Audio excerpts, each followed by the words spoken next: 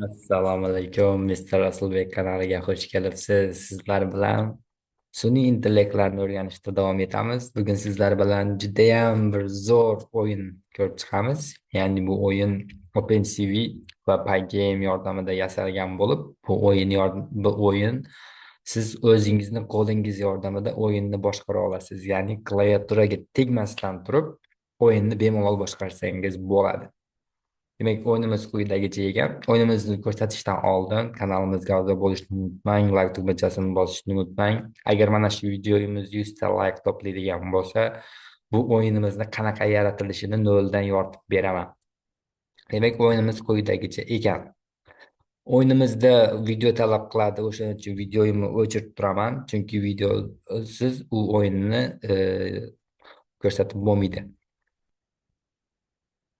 Demak, videoyimni o'chiraman va o'yinimizni execute olaman. Execute boshladi o'yinimiz.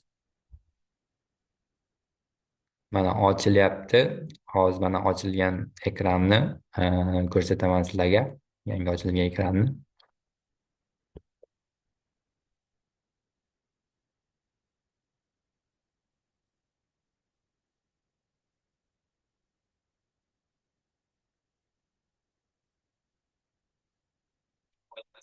Mana mana qo'limiz yordamida bemalol boshqarsak bo'ladi. Boshida uchta joni bo'ladi va mana qo'limizni o'ngga qiladigan bo'lsak o'ngga, chapga qiladigan bo'lsak chapga ketadi. Va ko'rib turganlaringizdek mana bemalol boshqarsak bo'ladi. Mana ochkolari ham bor, levellari ham bor.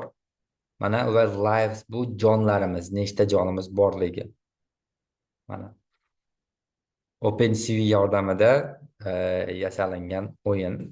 Agar sizlarga bu o'yinni qanaqa yasalishi qiziq bo'ladigan bo'lsa, o'sha 100 ta like to'playdigan bo'lsak, mana shu videoga o'yinni polni qanaqa qilib yasalanadi, nimalardan foydalaniladi, hammasini ko'rsatib o'taman. Mana va 3 ta jon yutqizadigan bo'lsak, o'yinimiz tugaydi va bu yoqda eng baland ochkoyimiz nechiligi bor va hozirgi ochkoyimiz nechiligi, nechta jonimiz qolganligi, nechinchi levelga yetganligimiz va agar R tugmasini bosadigan bo'lsak, bu o'yinimiz qaytadan restart bo'lib boshlaydi. Shunaqa o'yin.